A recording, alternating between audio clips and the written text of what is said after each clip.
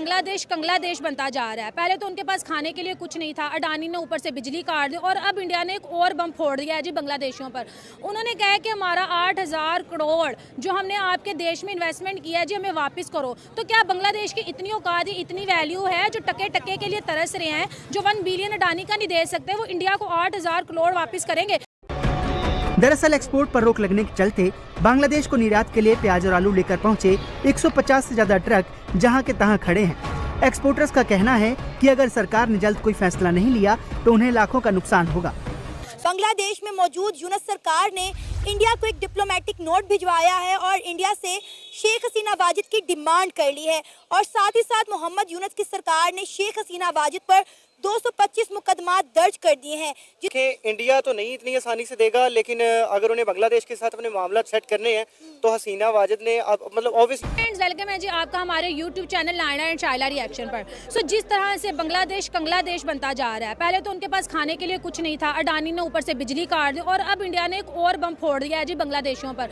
उन्होंने कहा है कि हमारा 8,000 करोड़ जो हमने आपके देश में इन्वेस्टमेंट किया है जी, हमें वापस करो। तो क्या बांग्लादेश की इतनी औकात, इतनी वैल्यू है जो टके टके के लिए तरस रहे हैं, जो 1 बिलियन अडानी का नहीं दे सकते, वो इंडिया को 8,000 करोड़ वापस करेंगे? इसके मामला इंशाल्लाह वो ऑब्वियसली हमसे तो थोड़ा आगे है, लेकिन अभी और सेट होंगे वो फजले। बांग्लादेश ने तरक्की भी तो शेख हसीना वाजिद के दौर में ही की थी ना, और अब कैसे इंडिया इतनी आसानी के साथ शेख हसीना वाजिद को जो है वो बांग्लादेश को वापस करे, जबकि हमें पता है कि वो वहाँ पे महफूज नहीं है, वो अपनी जान बचा के ही जो है इंडिया गई। तो मतलब कर्ज पर कर्ज चढ़ाना, तो ऐसे मीम्स वायरल हो रहे हैं। लेकिन बांग्लादेश के पास पहले से ही विदेशी मुद्रा संकट और बढ़ती महंगाई जैसी समस्या है। अब महंगे आलू और प्याज आयात करना उसकी अर्थव्यवस्था पर और बोझ डाल देगा। तो बांग्लादेश के इस फैसले ने साबित कर दिया है कि गलत फैसले कैसे एक देश को हास्यास्पद बना सकते हैं। भारत से नाता तोड़कर वो खुद को ही महंगे विकल्पों की ओर धकेल रहा। आलू और प्याज का ये खेल बताता है कि बांग्लादेश अब बना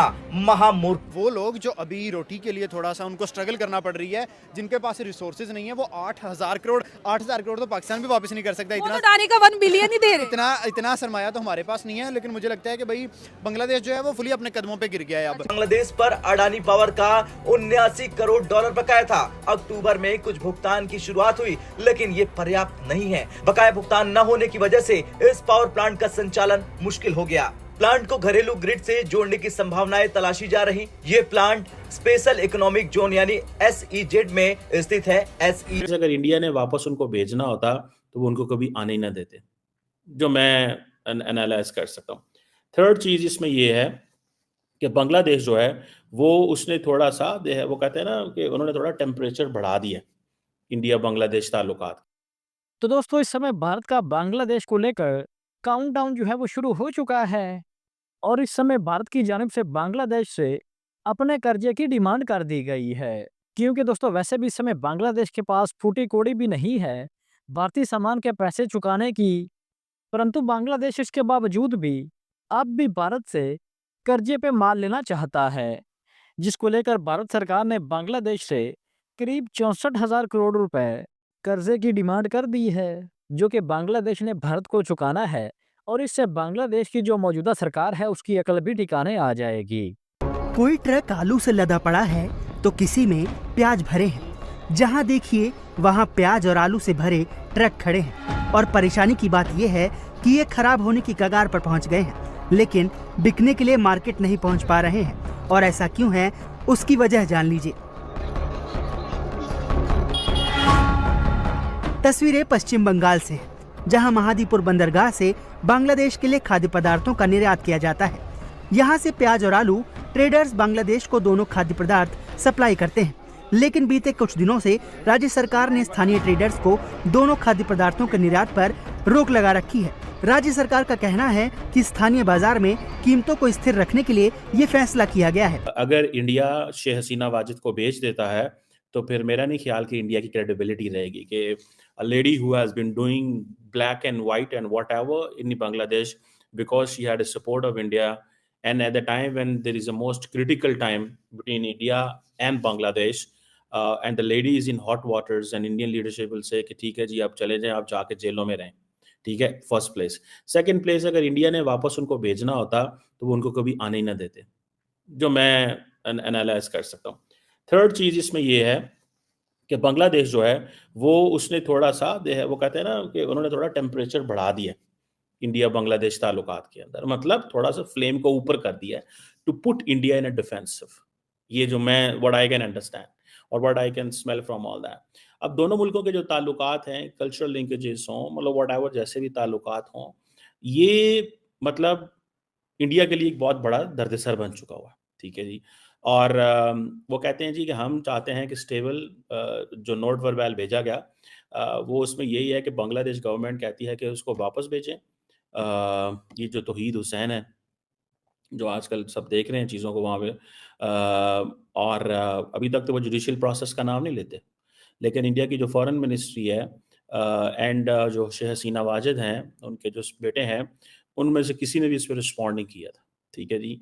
और अगर ये इंटरिम गवर्नमेंट आती है, क्योंकि देखें ये कंसेंसस है ना कि इंडिया ये क्या कर रहा है कि हमारी जो सबसे टॉप लेडी जिसके ऊपर सारा जिसका सारा मसला है तो वो की है। लेकिन एक चीज़ ज़हन में रखें, इस सारे प्रोसेस से पहले बांग्लादेश की जो फ़ौज है उसने हसीना को वहाँ से निकालने में मदद की थी। तो अगर बांग्लादेश की फ़ौज हसीना वाजिद को ना निकलने देती तो सवाल ही पैदा नहीं होता कि वो वहाँ से निकल दें। सो ये उनकी वजह से ही, फ़ौज की वजह से निकले थे। अब क्योंकि यूनुस साहब ने रिसेंटली भी कहा, उन्होंने कहा जी हसीना जो है वो क्रिटिसाइज़ करती है हमारी गवर्नमेंट को। वो बेसिकली इंडियंस जो हैं वो, उन्होंने हसीना वाजिद को कहा कि आप थोड़ा-सा बोलें, प्रेशर डालें। जब उन्होंने कहा वो जो प्रेशर डाला तो वो चीज़ उल्टी हो गई। और जो चीज़ उल्टी हुई उसमें उन्होंने कहा जी ठीक है, अगर ये बोलेगी ज़्यादा तो फिर हम इसको वापस बुला लेंगे, तो हमारे और आपके ताल्लुकात तो ख़राब हो जाएंगे। अब शेख हसीना वाजिद के ऊपर criminal crimes against humanity, genocide, murder, ये सारे चार्जेस मौजूद हैं।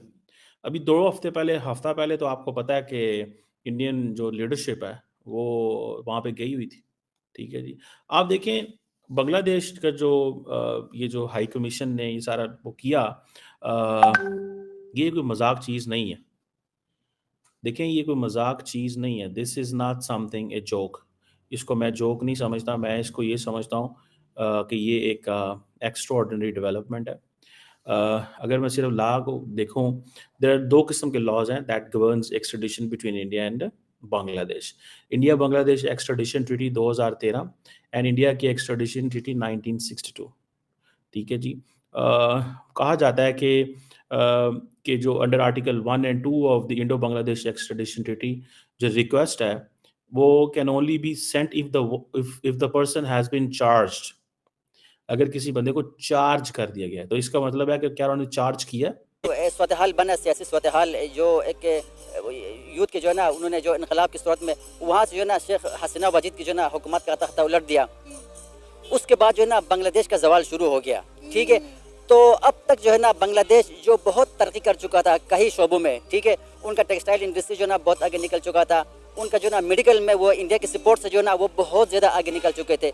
तो वो जो है ना अब उनको ये समझ नहीं आ रहा है कि वो बजाय वो अपने मुल्क को जो है ना संभालने की, अपने माशत को बेहतर करने की और इंडिया से जो है ना उनको अपना रिलेशन बेहतर करने की, वो मस्जिद अपने मुल्क को जो है ना खराबी की तरफ लेके जा रहे हैं। सर इंडिया को आंखें दिखा रहा है। अब आप देखें बिजली इनकी इंडिया से आती है, फूड सप्लाई इनको इंडिया से मिलती है, ऑटो पार्ट्स इनको इंडिया से मिलते हैं और इंडिया को धमका रहा है, इंडिया को आंखें दिखा रहा है।